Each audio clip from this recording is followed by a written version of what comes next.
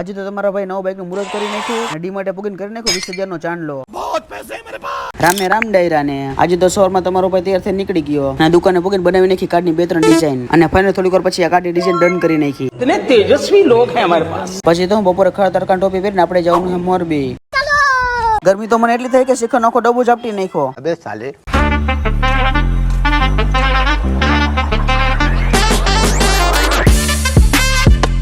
અને આ મિત્રો હું એકલો છે તો આપણે ભેગો છોટા વિક્રમ ઠાકોર આવે છે. વિડીયો ને છેલ્લે સુધી જોજો કેમ કે તમારો ભાઈ મોંઘા મેલો ખર્ચો કરવાનો છે. मेरे को तो ऐसा धक धक हो रहा है. પછી તો હું સ્કાય મોલ થઈને પગી ગયા ટીવીએસ ના શોરૂમે. હવે તો તમને અંદાજો આવી ગયો છે કે આપણે કરવાનો બાઈક નો ખર્ચો અને એમાં પાછું આપણે સ્પોર્ટ બાઈક લેવાનું છે. बहुत पैसे हैं मेरे पास.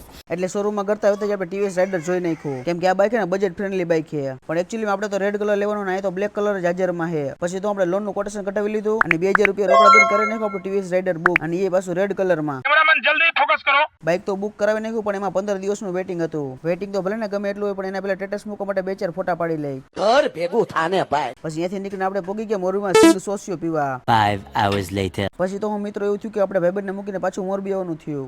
मगर क्यों? કેમ કે આપણા પાર્થભાઈ હમણાં માંદા પડી ગયા એટલે દવા લેવાની હતી. પાર્થભાઈ માટે પાણીની બોટલ લઈ લીધી, થોડીક વાર વેટિંગ કર્યા પછી ફાઇનલી આપણો વારો આવી ગયો ને દવા લઈ લીધી. પછી તો હું એક જગ્યાએ 20,000 નો ચાંદલો કરાવી લીધો ને પોગી ગયા ડી માટે. કેમ કે અહીંના પોપકોર્ન એટલે કે ધાણી અને બહુ મસાલાવાળા ને બહુ જોરદાર આવે છે. લે બેટા મારા ભાગ ની તું ખાઈ જા.